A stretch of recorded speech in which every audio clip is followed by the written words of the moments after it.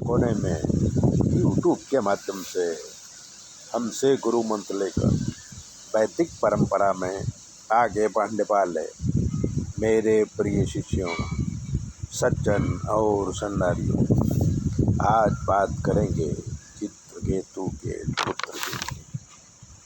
राजा चित्रकेतु पुराने जमाने में संतति वृद्धि के लिए राजा महाराजा अनेक शादी करते थे और प्रजा पैदा करते थे। ऐसे ही एक राजा थे चित्रकेतु।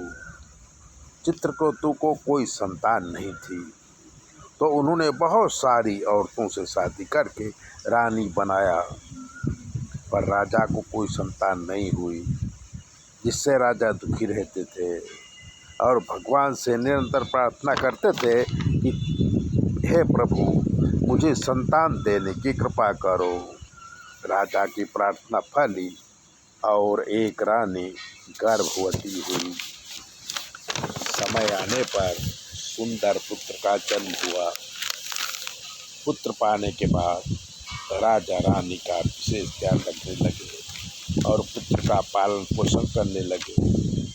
पुत्र थोड़ा बड़ा हुआ, माँ बाप को आनंद देने लगा और बालक की माँ का विशेष ध्यान रखते महाराजा और बाकी रानियों से बात भी नहीं करते थे। तो सभी रानियों ने मिलकर सोचा कि इस बालक की वजह से हमारा अनादर होता है, तो किसी तरह इस बालक को मार डाला जाए। सभी रानियां मिलके बालक को जहर दे दिया।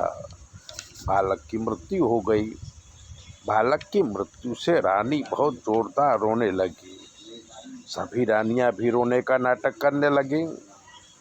राजा बालक की मृत्यु का समाचार पाके उसे देखने आए।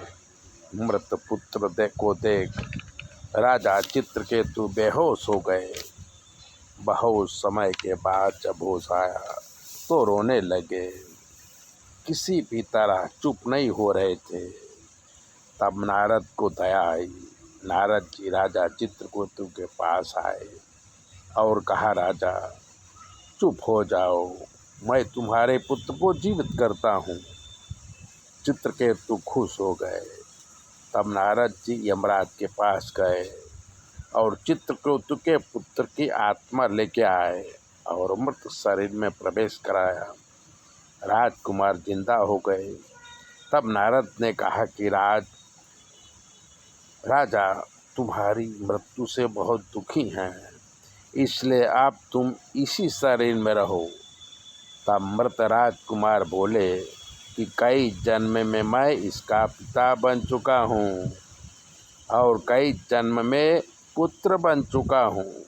एक जन्म में तो इसका बहुत बड़ा दुश्मन भी था मैं। तो पुत्र शोक के दुखी हैं, तो दुश्मन की मृत्यु से सुखी क्यों नहीं है? ऐसा कहकर राजकुमार फिर से शरीर छोड़ दिए। तब राजा को जीवन मरण का ज्ञान हुआ और वो सब कुछ छोड़कर जंगल में जाकर के तप करने लगे।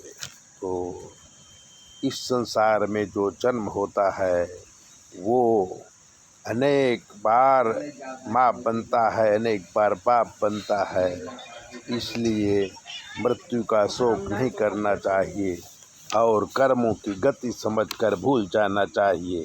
ऐसे ही बातों को सुनने के लिए, जानने के लिए चैनल को सब्सक्राइबर कर दीजिए। अगर ज्योतिष का कोई प्रश्न है तो 9825200108 पर फ़ोन कर लीजिए। हम आपको बताएंगे कि आपके जीवन में क्या कमी है और आपको क्या करना चाहिए।